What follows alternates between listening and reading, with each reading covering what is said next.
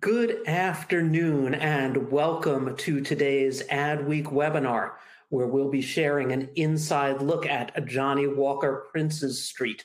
And really what we're going to be talking about is really creating the ultimate brand experience. In today's case, of course, Johnnie Walker Princes Street is Johnnie Walker's new brand home in Edinburgh, Scotland.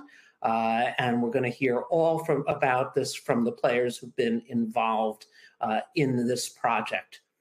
I'm Stuart File, Vice President of Branded Content at Adweek, and I'm going to be your host for today's webinar.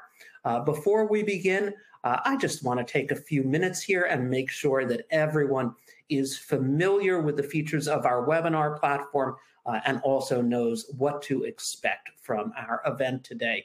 Our presentation should go somewhere in the 30 to 35 minute range. It's going to be almost exclusively video conversation among our guest speakers. I'll introduce them in just a moment.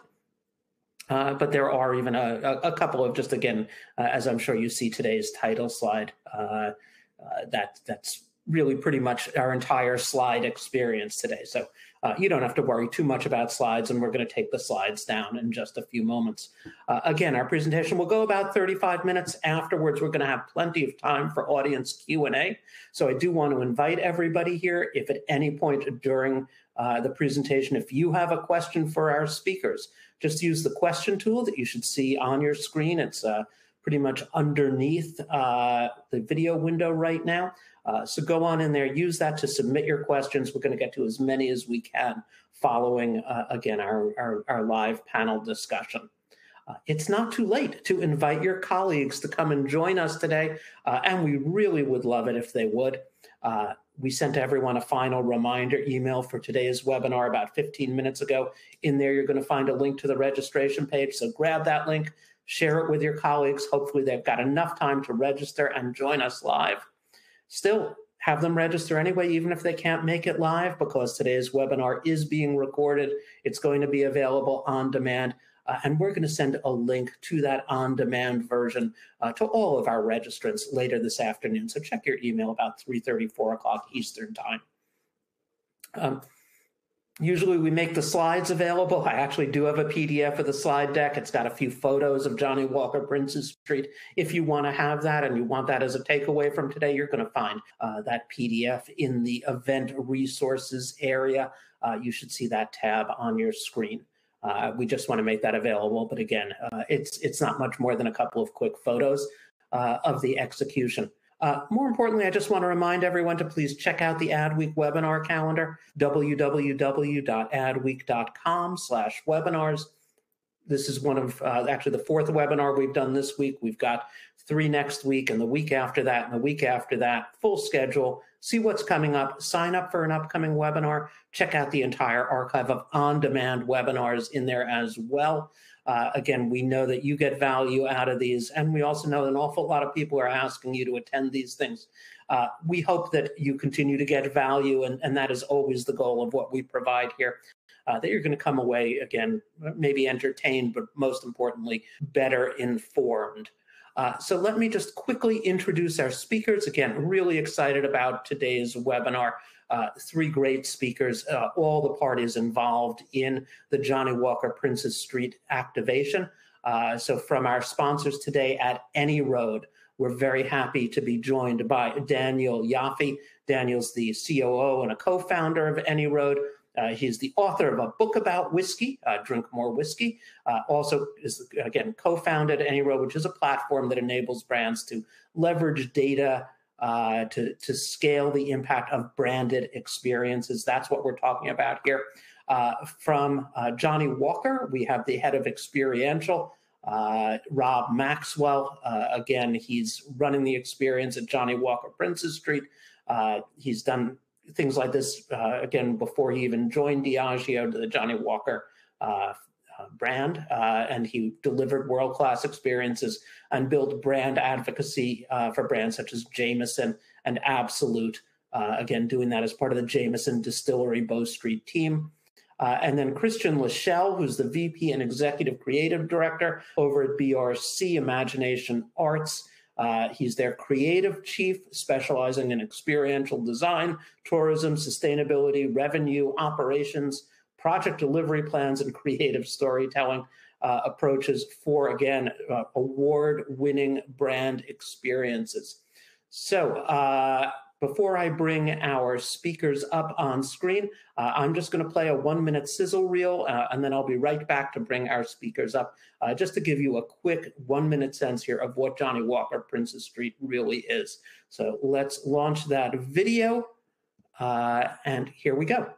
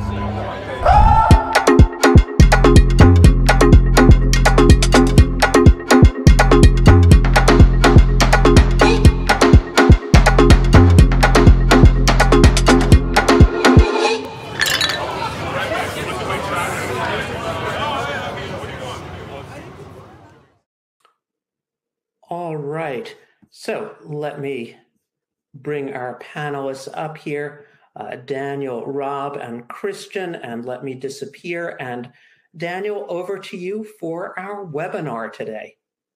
Great. Thank you so much, Stuart. I really appreciate you having all of us. I'm very excited to jump in with both Rob and Christian.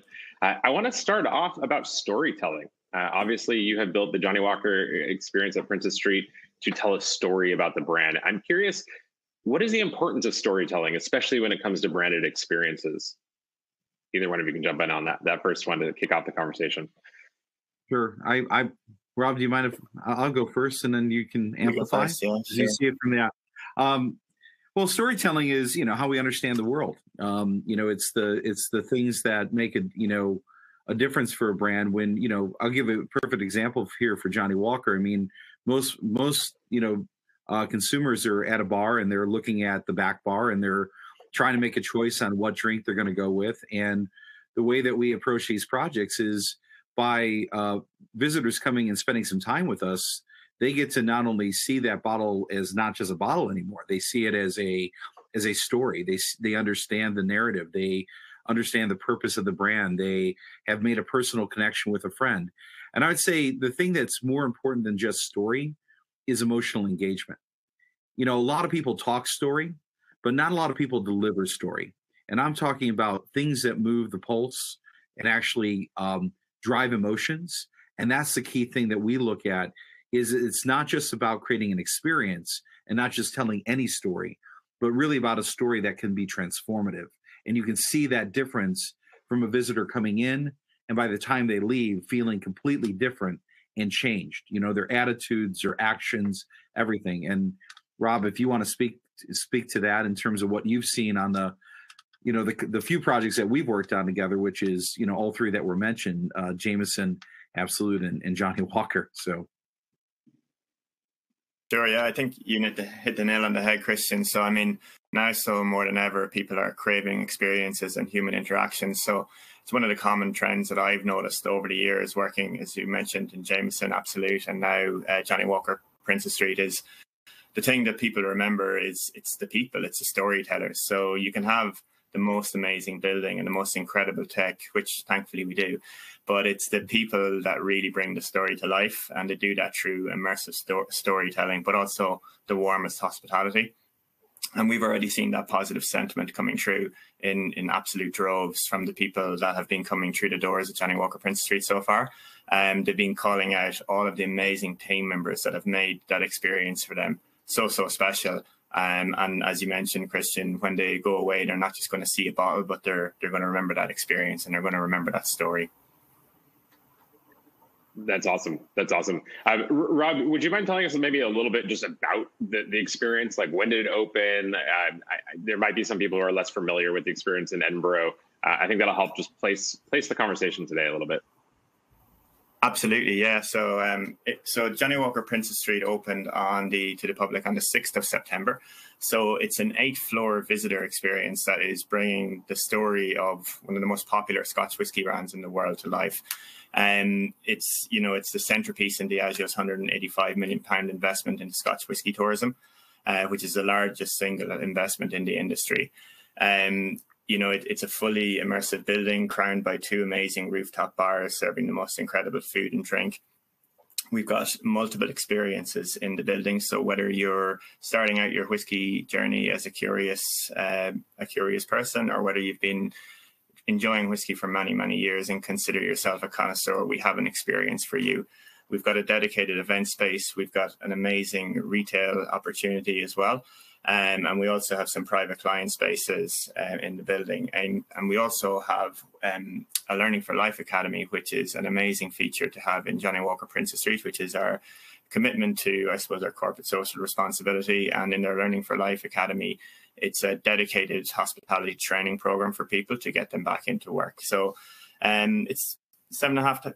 It's an amazing opportunity, amazing building with so many different experiences for everyone, as I mentioned, whether you're starting out your journey or further along. I love that. I think one of the things that you touched on a little bit upon is that some people are just starting off their journey and some people are further along. And we always call this like the contextual data of who these consumers are before they step foot into the building. I know that at the experience that you all have built out, you've leveraged personalization, right? And like AI powered mass personalization. This is amazing. I mean, this is really the forefront of what branded experiences are doing. And I'm really curious to hear more about that. Maybe Christian and Rob, you can tell us a little bit more about what you're doing, how you're leveraging both our platform, but also some other technology to do that in mass. Yeah, I'll kick it off with where it started, and then maybe Rob, you can talk about how it came to life. Early on in the conversations when we were developing the strategic planning for the project, it was very important for us to get to have visitors come in and to immediately sort of have a great whiskey moment, right? And I always use my mom as an example because she's not going to enjoy a dram really, a dram at like 10:30 in the morning. I mean, she's just not a whiskey person. So there are kind of a couple of challenges that we were given by the brand team. One was to bring more people into the category, so you have a first kind of liquid to lips moment, and then the other piece was to also let people understand that you can have whiskey any way you want it, and that it's not, there's these so-called whiskey rules around you can only have it this way or you can only do it that way, and you have to be in this setting, this occasion only. So we were truly trying to break down some of these barriers. So that got us thinking about, how do we create mass customization and personalization in an experience that's driving, hundreds of thousands of visitors a year. And while we were doing this research, there was a bit of work with the R&D team around a platform that they had around sort of just a flavor print, which was this algorithm that they had been developing for many years around being able to put out some questions and through AI, basically be able to hone in on a specific flavor profile for visitors. And they were using it very lightly. They had just started to do this for like malts.com. We said, well, wouldn't it be great if we could take that platform, make some adjustments to it, and actually give personalization to every single person coming through the door on the main journey flavor. And if we do that, then we can, figure out the right way to basically take a group of 6 and everybody in that group can individually have a completely different experience. So that was really, really important for us because we know whiskey in general is it's a harder category than, let's say, beer. A lot of people just sort of will have a beer, but whiskey is kind of a journey, depending on where you're at. We kind of meet the audience where they're at and take them where we want to go. And so that personalization, that was an aha moment. And immediately we said, okay, that's going to be a big part of what we're going to do from the start. And then, of course, once Rob came on to the team, and Daniel, you were involved, it was like, okay, well, then how do we bring that to life? So I'll hand that up to you guys on bringing that to life and what we've seen from the visitors. Yeah, great. So, by using this AI technology, we're able to, and working with Daniel and your platform, we're able to get people to answer a series of questions before they ever visit Johnnie Walker Princes Street, or they can do it when they get there. And by identifying people's flavor preferences, we're then able to segment them into a particular journey when they're there. So you could be doing an experience with 5 or 6 of your friends, and you could all be getting a personalized experience, and you will all have cocktails that are, I suppose, most suitable to your own flavor preferences. So it's amazing to be able to personalize on such a mass scale. Whiskey is it can be such a complex category as well, and not all whiskey tastes the same. So you might like one whiskey, but you might not like 4 more whiskeys. So it's about trying to really personalize the experience and not just give everyone one drink. It's trying to make sure that we're giving people different options in different flavor categories, and then within those categories, even giving more options to them during the experience. So it really truly is the definition of a journey of flavor, because you're discovering that perfect flavor for you. And Rob, just out of curiosity, what's going on with the audience? I mean, some of the feedback that we've gotten from visitors on that. So the feedback's been fantastic so far. People have been blown away by not just the drinks or the building or the staff, but it's everything to do with the food and the cocktails, the team, the AV. They love it all. And when it comes to the drinks, as you mentioned, you wouldn't, if you were starting off to taste a vodka or a gin, you wouldn't taste it straight, right? You'd mix it with a nice tonic, or you'd mix it with a nice mixer. So we wouldn't like to introduce people to whiskey drinking it straight as a dram. So I think it makes it really, really accessible by showing people that it can be mixed and enjoyed in beautiful cocktails. So the feedback so far from people has been fantastic. My favorite quotes, and I've heard it a few times already, is, wow, I never thought I would be able to drink whiskey, or I never thought I would like whiskey, but that cocktail tastes amazing. So I think it's just, trying to educate against some of the perceived barriers to whiskey, like you mentioned before. That transition is amazing. It's pure magic. I think that's why Christian does what he does. But we'll come back to that in a second, because I think that conversion into a loyalist or into a fan of whiskey is massive. And I think that sounds like it's probably a big part of the goal of the investment. Before we get into that, though, I'd love to hear, maybe Christian, on your end, what types of storytelling techniques are you using? Rob mentioned that there's a lot of different experiences that are built into the building. I'm curious, what have you been using or leveraging to really engage the modern audience? I mean, obviously, Scotch whiskeys have been around for ages and ages and ages. There have always been distilleries that do tastings. I know for a fact that you've been to many of them and done their tastings. I mean, I'm curious, what innovations or approaches have you used to engage the audiences? Well, we've been sort of looking at, a lot of different approaches just based on, again, there's a whole wide range of different consumers that are coming through and visitors from all over the world. And one of the things that we know is, kind of meeting them where they're at. We don't have production on site. So similar to the Jameson Bow Street, which actually doesn't have production on site either, we knew we needed to kind of take people on a journey. In order to do that, we've used a lot of different technology we've leaned into some technology and projection and senses through basically a choreographed series of rooms and experiences. So the way that we approach it is that every room tells a unique part of that story, but it builds to this sort of choreographed moment of an aha or a climax, right?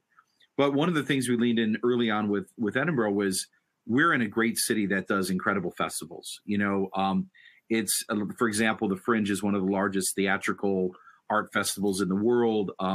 Edinburgh is just a home of, book festivals and film festivals. And that level of storytelling and theater is something that we really wanted to grab onto. And so early on, we decided that we wanted to create a bit of real theater.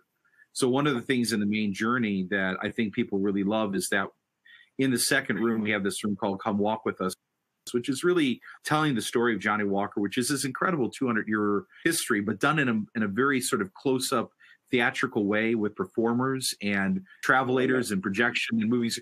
And it's all of that in combination in a very almost like close-up theater where it's very intimate. So you can really feel the performers. And I could tell you Rob's team is just incredible. We've got this amazing cast and they really bring it to life. And people really feel that. Some people come out of there, some people don't even know the story and they come out crying, they have goosebumps and they really feel Super it. powerful. So we wanted to lean into the theatrical aspects and And of course, do use different techniques in each room. It's not, you have to constantly wake up the audience. So there's different techniques, but we wouldn't do that same experience like for a connoisseur. Like, we're all whiskey fans on this. Like, I know Rob and I know you, Daniel, we've all had many whiskeys together in different types. And so for that cask experience that we have in the cellar, which is in the basement, we leaned into looking at like the original cask cellars and in Kilmarnock, where the original Strand Street warehouse was. And we developed a whole different program there where we're tasting straight from these specialized casks. So it's a different form of storytelling. It's a different elevated experience. We created an all new blending system that is bespoke to that space. And we work with now Emma Walker, who's going to be the new master maker, and all these great makers to create these custom blends in the room. So it's really unique. So it's not a one size fits all. And we use different techniques depending on the audience and what we think will really resonate with them. I love that. I love that. We're showing a couple of slides of a few of the rooms. It's absolutely, I've heard it's even better than the photos show. I cannot wait to get over there. Great. I'd love to get into a little bit more about the impact of the experience, or how, why all this investment. Rob, I'm curious from your end, what was the goal? What was the goal of this massive investment in the brand home? What are the outputs? Or obviously Diageo, has known that this is, more than just building a very cool attraction. I'm curious your thoughts. Yeah, well, I suppose, there was a number of goals and objectives and aspirations for this project. And, I'm just one small part of this huge, incredible team that helped bring this Johnnie Walker Princes Street story to life. But in terms of some of the goals and objectives, we want Johnnie Walker Princes Street to be the most desired, the most enjoyed, and most talked about brand home. We clearly want to create a positive brand return, a positive commercial return. And we also want to set a benchmark in sustainability and community engagement. So sustainability was really at the heart of everything we did at Johnnie Walker Princes Street. And every decision that was taken always had sustainability first and foremost. So how could we make it more sustainable? We don't just want to be the best whiskey in the world, but we want to be the best whiskey for the world. We also wanted to position Johnnie Walker as a vibrant, accessible, and desirable international whiskey. And as Christian has already mentioned, we wanted to educate against those perceived whiskey category barriers. So we wanted to break down the doors of all these preconceived barriers. So things like harsh taste, stuffy image, complicated rules, intimidated spirit. You can't make cocktails with it. So we wanted to make sure that we could, break down these barriers and bring the story to life in a really fun and engaging way. We want Johnnie Walker Princes Street as well to be the physical representation of the Johnnie Walker brand. So when we have all of these brand advocates making their pilgrimage to Scotland, and when they walk through the doors of Johnnie Walker Princes Street, we want that to represent the brand that is, advertised globally. And we want to celebrate togetherness, especially now more than ever. We want people to come together and have fun safely, obviously, and surprise and delight people. We want people to come in, and we want to make sure that we're setting expectations of an amazing experience, but we want to make sure that we're actually exceeding those expectations.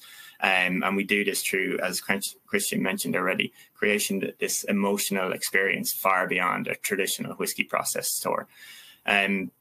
We also wanted to offer different entry points. I've already mentioned there's people at different stages of the journey. So whether you're an expert or whether you're just starting out, we wanted to make sure that we had an experience for you. So no matter where you are in the journey, you would have a great experience. And those were some of the key points that we had. Christian, I'm not sure if there was anything you wanted to add from a BRC point of view. No, I think that's, at the end of the day, it's about, creating a great experience that people, it's about creating memories. So many people over the last year, it's been year and a half, it's been really difficult for a lot of folks. And just seeing the joy again of people coming together in a safe way, but really enjoying stories and bonding and connecting, over a nice communal moment or over a cocktail.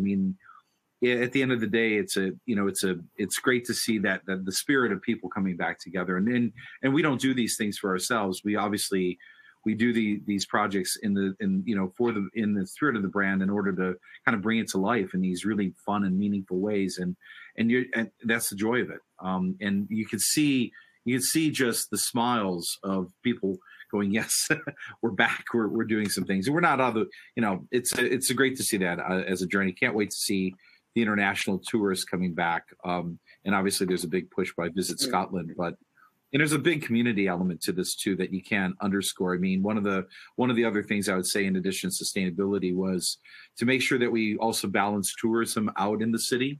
The West End, you have the high street, and you have obviously the Royal Mile and St. James. There's a lot of stuff going on in the city, but bringing the West End back, you can see investment. There's a lot of investment now happening in the area. We hope that investment just makes all boats rise. So additional hotels, additional keys. I think today there was a brand new distillery, our brewery that was announced that's going to be coming in, like the first brewery in 150 years. So you can see the city's got this momentum. We just hope that we're playing a part of that as a catalyst to hopefully everybody sees, okay, if we invest this, then others can invest in it, and we can all sort of, rise together in a very positive way. And we've seen that for decades on the projects that we've worked on, that they do help everybody, especially local communities.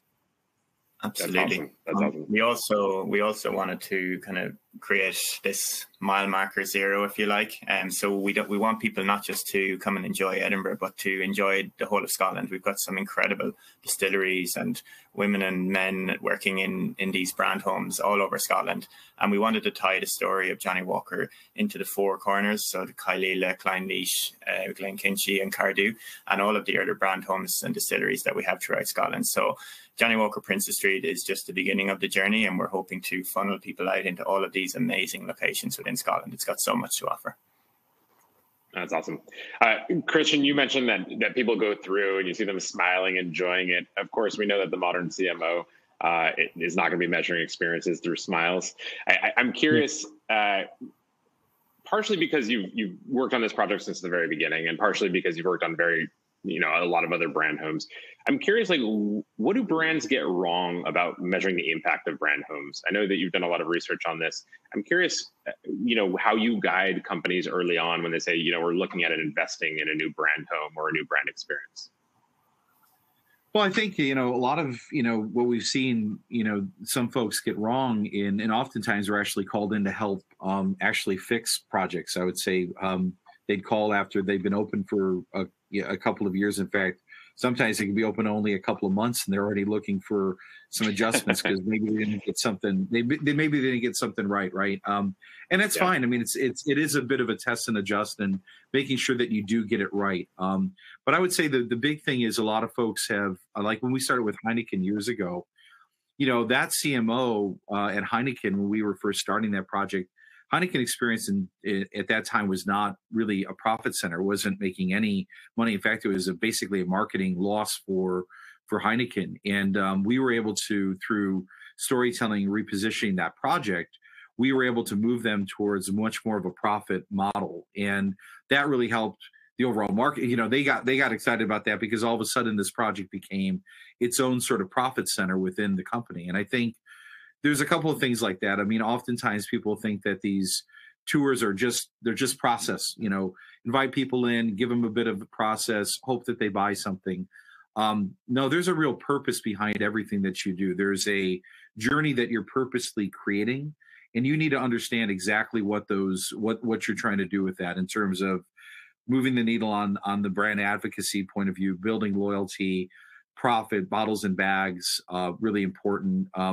Making sure that, that you're not doing harm. Also, you're growing sort of word of mouth and you can extend. Now we're seeing a lot more extension of these experiences into hybrid experiences and going live from a location. And, that also has like a back and forth and people going, oh, wow, it's live from Princes Street at the, in the label studio. And, now all of a sudden, like when you're in town, you're like, hey, I want to go see if they've got any events going. So I think that you have to be very, right from the very beginning, and every brand is different, and every organization they'll have different things that they're trying to achieve, but get those goals down really clear and make sure that that's always your North Star. And then make sure that in return is make sure you have a platform that can measure it. Because the most important thing is you can say all these KPIs, right? You can say, we want to do X, Y, and Z. We want to do attendance. We want to do bottles and bags. I think some people try to chase attendance as a measure of success. That's not really a great measure of success. Yes, sometimes it's great to get more people, but it could, if the experience is too mass and people aren't enjoying themselves and they're not getting the effect that you want, then I would say you probably want to scale that back. That's one of the mistakes we see. But make sure you can measure it. And the other thing that we see that is a mistake is once they've come into your home and they've spent time with you, you want to make sure that you've built a relationship. How do you follow up with people and keep that relationship going? And again, we see that time and time again where brand homes or spaces or even tours, they know that they had X amount of visitors, but they have no idea who they are.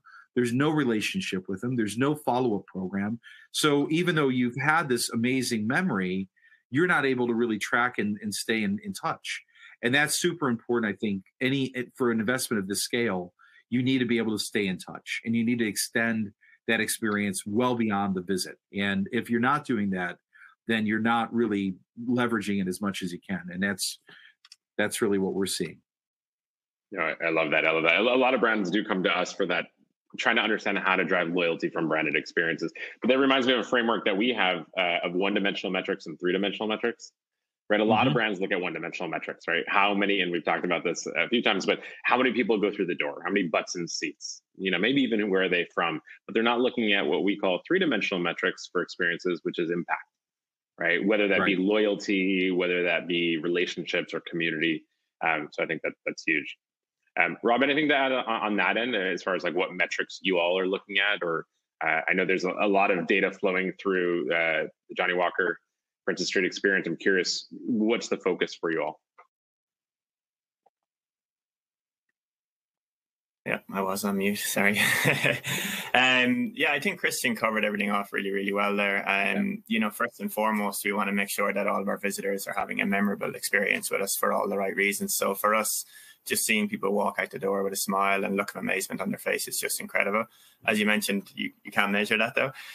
So we do have a number of tools that we use, including the tools we use through your platform, such as the NPS score and brand conversion. So we're really able to measure the positive impact that the visit to Johnnie Walker Princes Street is having on a person after they've had their experience with us. So yeah, monitoring that and be able to put solid data behind it is really, really important, and being able to follow up with those customers afterwards and creating that lifetime value, I suppose. Awesome. I'm curious, maybe for both of you, how has this really started to transform the Johnnie Walker brand? Right, the brand's been around for ages. Having a physical space, building out the brand home. I'm curious to hear what you're already seeing and where the needle's moving to. Rob, you want to take that? Yeah, sure. So I suppose Johnnie Walker Princes Street, it's never intended to be an investment for today, tomorrow, next week, or even next year. It's a long-term strategic investment into the growth of Johnnie Walker and Scotch whisky. So it is one that will pay dividends in years and decades to come. And we're obviously in the very early days of that right now. Last year, Johnnie Walker celebrated its 200th anniversary, and Johnnie Walker Princes Street is going to set the course for the brand for the next 200 years. So I think it's very early days, but I think it's going to have an amazingly positive impact on the brand over the coming months, years to come. Scotch whisky is at the heart of Diageo, and Johnnie Walker Princes Street is going to be the physical representation of the Johnnie Walker brand, as I already mentioned, so that advocates can come from all over the world and experience everything that they love about Johnnie Walker. Yeah, and I would just amplify that in the sense that going back to that Whiskey Mile Zero approach, which is this is tied to this larger tourism investment across Scotland. And you can really see a lot of visitors heading out to the other distillery experiences that we've been creating. They all link and ladder. They all have this sort of common bond.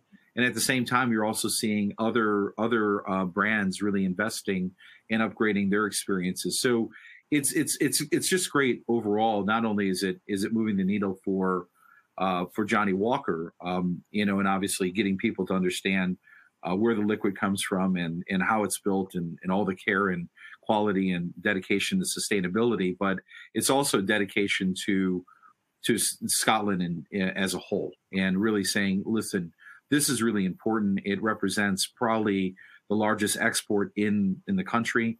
We want to grow tourism. We want to bring people here. We want to give people great quality experiences when they spend time in our home. That means that they have a real wonderful memory, and it does increase loyalty to that particular brand, again, because Rob gave me that great experience, or Amy was just incredible, and she brought it to life, and boy, I feel like I really made a friend at Cardew, for example, and so that's really what we've seen that impact, and we're seeing it across the board, not only at Princes Street, but some of the other distillery brand homes that were open a little earlier that have a little bit more data and impact, and they're really enjoying those experiences because they're different. I love it. Do you see people going to a bunch of the experiences that you've built up, and Johnnie Walker first or last? What are you seeing right now? Yeah, I think the fact that we amplify some of the stories of these distilleries and brand homes across Scotland during the experience is, it's bringing to life the fact that there's so much more outside of Edinburgh, and the fact that there's so many stories and so much history in these brand homes that people are genuinely coming down to the team and asking, how do I get to Cardew? How do I get to Clynelish? So it's great, and we're hoping obviously to link all of the visits so that you can come to Johnnie Walker Princes Street, and as part of that ticket you can also include a visit to, let's say, for example, Glenkinchie. So it's about trying to create that mile marker zero effect, really, and funnel people out into the other regions of Scotland so that they can experience all of these other amazing brand homes. That's huge. I've got one more question, and then I think we're going to go to some questions and answers from attendees of the webinar, but probably more on Christian, but both of you. I know that a pillar of the brand home has really been access and inclusion. You both have mentioned that to me in the past. I'm curious, how did you use it as a pillar to really design and build out the experience so it's accessible to everyone? What does that look like? Well, it's a great question, and I think it's so important. Early days, one of the people on the project, Morven, who's part of the team, she had contacted a group called Ewan's Guide, which is based in Edinburgh, but they do basically it's like TripAdvisor for accessibility, and they do a lot of accessibility training as well. And we started to have conversations with them early on, and what we realized through that and some other work that we've done, I think when we worked on Liverpool, we were really looking at access, and that museum's won a lot of awards for its accessibility and programs. But we wanted to take it to a new level, and working with the Ewan's Guide team, kind of almost hand in glove from the beginning, we did things that a lot of people just won't do or haven't done yet, and we hope to be the leader in that. And that's like really understanding, for example, that these communities often actually spend more time with you, and they're often the most forgotten about. So by really creating a more inclusive and accessible experience for all, we're finding more families and more people who want to come because we have the facilities to actually do the proper care while they're there. For example, a changing place. We have one of the only changing places in Edinburgh. There's only a handful of them, but some families need more care than others in terms of being able to sort of change and sort of have an experience. And so that investment's not a very light investment. In fact, it costs a lot of money to put one of those things in, but it's completely worth it. And anybody who has a blue key who has a family can come into that experience, whether they're coming in or not, and have access to that particular facility. But even within the visitor experience, one of the things is when you're on the journey, we're in a weird building because it's actually two buildings that were kind of tied together. One was a bank building and the other was a series of department stores over many years, Ben's, Malls, and then the House of Fraser's. And we didn't want the visitor to ever feel, if you have an accessibility need, to ever feel like you need to leave the group. So even like the staircases that we built in, they, when we were working with the architectural team, we found these great lifts that just kind of come right out of the floor, and it just looks like a normal stair. But then, again, the visitors we're not breaking the experience. And the most important thing is everyone feels like they're on the same journey, and it's just seamless. And part of it also is Rob's team, who has incredible hospitality and training around making sure that everybody feels welcome. They understand that they're in a home, and if they have any concerns or any needs, they can absolutely ask a question and get the kind of service that they require. But that was built in from day one. And you have to make, the thing I would say on sustainability and accessibility is you have to make a commitment early, and you have to really lean into it. It's not something you can do.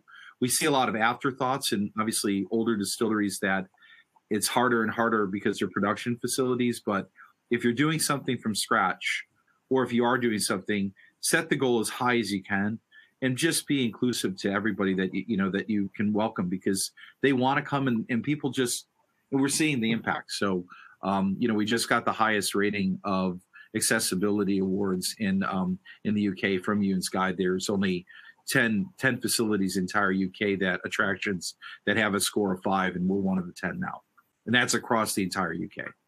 So that's big, awesome. Big commitment. That's awesome. Super important. All right, should we go to some questions, Stuart, if you're there? I am here. I am back up on screen, I hope. And let's love to take the audience questions. They've been coming in fast and furious, gentlemen. So as I'm sure you can imagine, lots of questions. I do want to just, again, invite our audience. If you do have a question for our speakers, you should see that question tool on your screen. Use that to submit your question. We're going to get to as many as we can over the next 10 minutes or so. I just want to let you know, submit your question. Even if we don't have a chance to get to it, I always forward all the questions over to our sponsors. So there's always the opportunity for an offline response.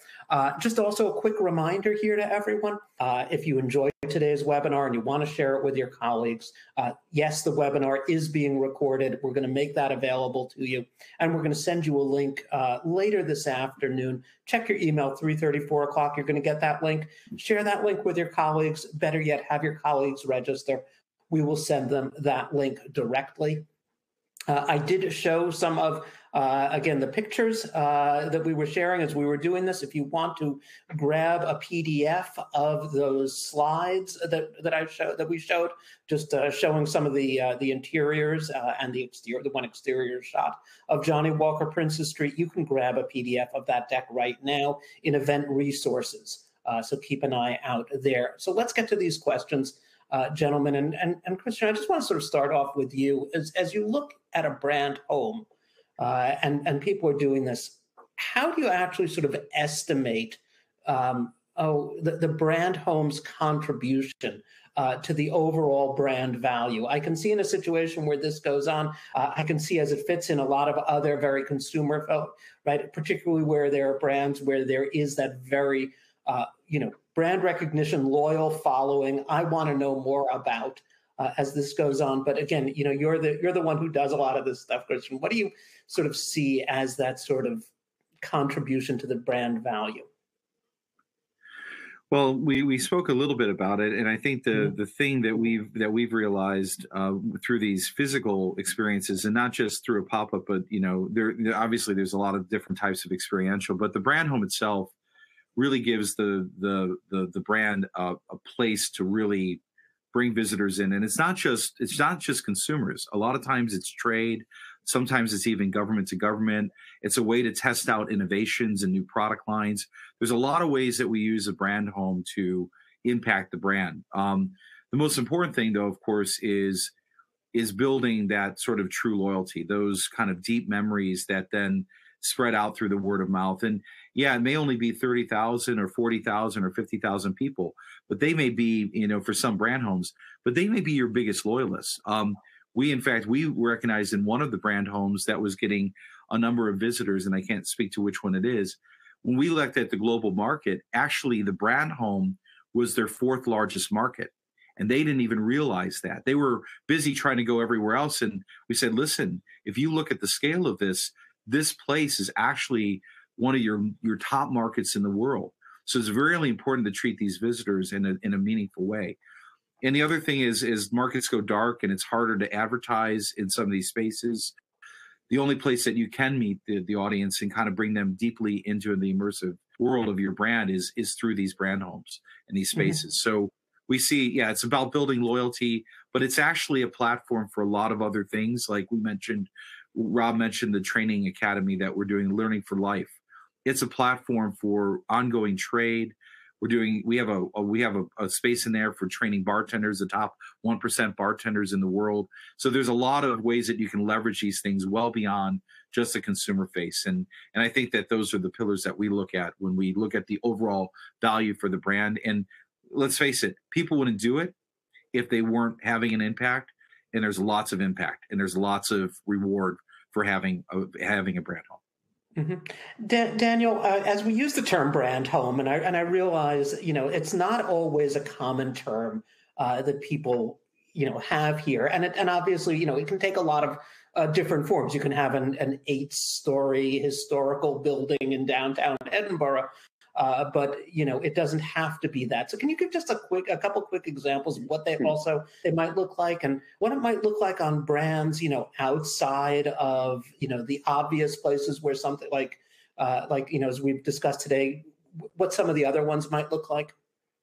Yeah, absolutely. We always laugh here at AnyRoad because a lot of brands call these things different things, right? There's brand homes, there's brand locations, there's wineries and factories and distilleries. There's some places call it like the cellar door if it's a winery. We're seeing a lot of brands do this all over, and even creating pop-up experiences that are not a brand home because it's a temporary home, but they're creating brand experiences in a physical location. And we're seeing this more and more, to be honest. I mean, we work with retailers. We see there are digital retailers that are creating brand homes, if you will, like the Warby Parkers of the world, that are creating physical locations and designing those locations because they know they need to have an interactive touch point with consumers. We work with Ben & Jerry's. They've got their factory tour. They don't call it a brand home. They call it their Ben & Jerry's factory over in Vermont. So there are a lot of different kinds of experiences that we're seeing, and we're seeing this accelerating, to be honest. Yeah. Christian, I don't know, might be able to add to that. I was going to say, I was even thinking this, again, having visited Ben & Jerry's, and, it's sort of like, and King Arthur flour, right? That's the trip to Vermont as we go through brand homes. If you drive through Connecticut, right, you stop at the Pez Visitors Center right off I-95 as part of some of those things. So probably a lot of people are very familiar with this as they've gone on, but maybe not at the extent. I'm sorry, Christian, were you going to add something onto this? I was just going to say that, and it can benefit, we talked a lot about some of the urban environments and so forth, but there's so many, brand homes and sort of, smaller breweries or wineries that are out in rural communities. We just got done having a groundbreaking in Somerset, Kentucky for a very large project there. But, Somerset, Pulaski County, that area is looking for large investment, and they've got big companies coming in like App Harvest, in Kentucky now. Ford is going to be building a $6 billion plant. So, there's a lot of things happening with not only urban spaces, but you can see it across the board. And there's an opportunity, again, to tell a great story, bring people in, and hopefully they leave with a great memory. And, they make it part of their itinerary. Yeah. Rob, a question came in, and again, related to that, of sort of understanding, the goal here. We can see certainly the one-time visitor, but it seems like this is really geared not just for, obviously you want the person who comes in as part of that. They've flown into Edinburgh. It's the launch point onto their whiskey tour throughout Scotland. But I would think, are you looking at repeat visitors, of people who come in, who use this space so that it's, what is ultimately the vision for the brand on something like this?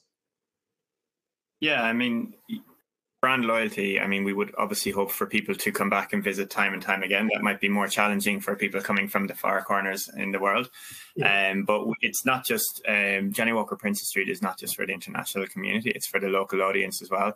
And our journey of flavor is the true essence of a journey of flavor. And we have so many different drink combinations on just our basic, on just our regular flagship tour, that you could do the tour every day for a number of years and have a different combination of cocktails on that tour. So, and on top of that, we have all of these other experiences, like what I mentioned, we have a whiskey tasting experience, we have a cocktail alchemy experience, we have a whiskey maker cellar where you get to draw whiskey direct from the cask. We also have an archive experience where you can delve into the history of the humble beginnings of John Walker in Kilmarnock back in 1820. So we've got so many different experiences that there really is an opportunity for you to keep coming back again and again. I mentioned already we have an amazing retail, which is updating its products quite regularly. So you can come back if you're in the market for something unique or some form of innovation, like Christian mentioned. I mentioned already the 2 rooftop bars, which are really going to set a new standard for food and beverage within Edinburgh and Scotland as well, serving the most incredible food and cocktails with the most unbelievable views of Edinburgh Castle. And of course, we have an event space where we can host multiple events. It's a really, really flexible space. So you can have everything from sit-down meals to fringe comedians to you can have artist performances in there as well. So we feel that we've got enough of an offering so that people can really see Johnnie Walker Princes Street as a destination, not just for the traditional whiskey tour, but for so much more. Mm-hmm. As this, and I'll go sort of open here, but maybe again, Christian and Daniel, look, we all know we're in the midst of a pandemic now, right? COVID very clearly must have had an impact on this. But again, I know Christian and Rob, as you were talking about, you talked about the smiles of people sort of feeling sort of a return to normalcy as this goes on. Did COVID impact some of the opening plans and what, goes forward, just understanding sort of the shifts that people may have as their sort of anxieties of going into a place and maybe being in a crowd or something like that? Yeah, I would say, across the board, working in tourism, whether you're a Disney park or you're an attraction or a museum, everybody who has, really visitor experiences globally have had, it's been a really challenging year. With that said, it's amazing the resiliency that you're seeing in people. And I can tell you a lot of people realize that their bucket list, they don't have as much time as they thought they did. And, you never know when the world's going to just shut down again. I would say that there's a couple of things. Yeah, we had challenges for sure bringing the projects to life. We had to be very careful about what we did and how we did it. It definitely took a little longer in our planning to get things open and not as much time for even getting things open where we're still in a very early kind of, process where we're still testing, adjust things. But we did open 4 distilleries in the last 12 months, or experiences in the last 12 months. We did it in a very dedicated way with great community and great, safety around all of that. And what we're seeing is people coming and I've talked to, I talked to a lot of people in the attractions industry, and the numbers are great. People coming back. Some people are going to take a little bit more time. They're not going to come back right away. Others are, hey, I've got my list and I'm getting back to it. But people are spending more. They're enjoying themselves. They're coming back again. Mm-hmm. We've got some. So again, that resiliency is something that you see, and you can see it in the arc of just looking back over the last 200 years as various pandemics and things have hit. Nothing like the human experience and the will to kind of keep moving forward mm-hmm. and enjoying life. Yeah. So and Christian, just to put everything in context here, really quick, and I'm sure you probably have this figure at your fingertips. Can you the value of whiskey tourism? Because as I was going through this, and I will admit, I did a little bit of Googling ahead of this, because it just sounded like, of course, there's whiskey. Like everyone I know who's visited Scotland has had part of that. But I mean, the value of whiskey tourism in Scotland is huge. Can you give a quick sense? I mean, of what that might be? It's billions of dollars in just.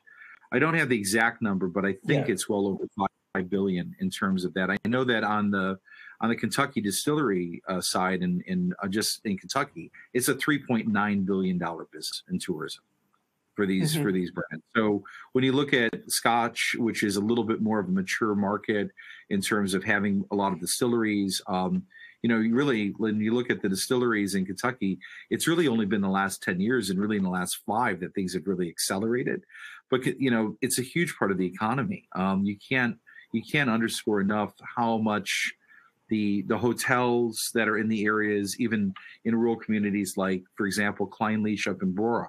If people are staying up and they're going to the Brora or the Clynelish distillery, those are hotel nights. Those are restaurants that are filled in the evenings. That entire network of attractions is so important for Scottish, for Scottish tourism and dollars. And there was actually an announcement today on quite a big influx in the UK in terms of additional money being spent, a lot of British pounds going into brand new experiences and upgrading infrastructure for tourism. It's a big part of the economic driver. Yeah, I mean, I think the thing that I saw, the Scotch Whisky Visitors Center in 2019 was the third most visited tourist site in all of Scotland, which I think often, and was actually climbing quite aggressively as I saw that. I know that was 2019. Again, just for our audience, just to put all of this in context for everyone of why something like this is so huge. Yeah, like Storehouse in Ireland is number one attraction in all of them. Yeah, exactly. Listen, gentlemen, I would love to continue this conversation, and I guess we're going to have to do it over a drink because we don't have any more time right now on our webinar. So again, I want to thank the three of you. Just a great conversation. Again, also AnyRoad for putting all of this together for us. Just a really interesting topic, and as everything moves into experiential. Just sort of seeing what is state of the art now, how is it used, and that, it's not just simply go in and buy the brand, but, go in and live the brand and experience the brand and come away very differently. Just really have enjoyed this conversation. To our audience, again, you're going to get a link to On Demand. Share that with your colleagues. Let me just remind you, if you want those pictures of the site, you can find it in event resources. And lastly, adweek.com/webinars, our webinar calendar. See what's coming up, sign up for an upcoming webinar. Again, gentlemen, I want to thank our speakers here, Daniel Yaffe, Christian Lachelle, and Rob Maxwell. I want to thank our sponsors from AnyRoad. I want to thank our audience for taking time out of your busy day, and we look forward to seeing everyone at an upcoming Ad Week webinar. Thank you all. Thank you so much, sir. Thank you so much for having me.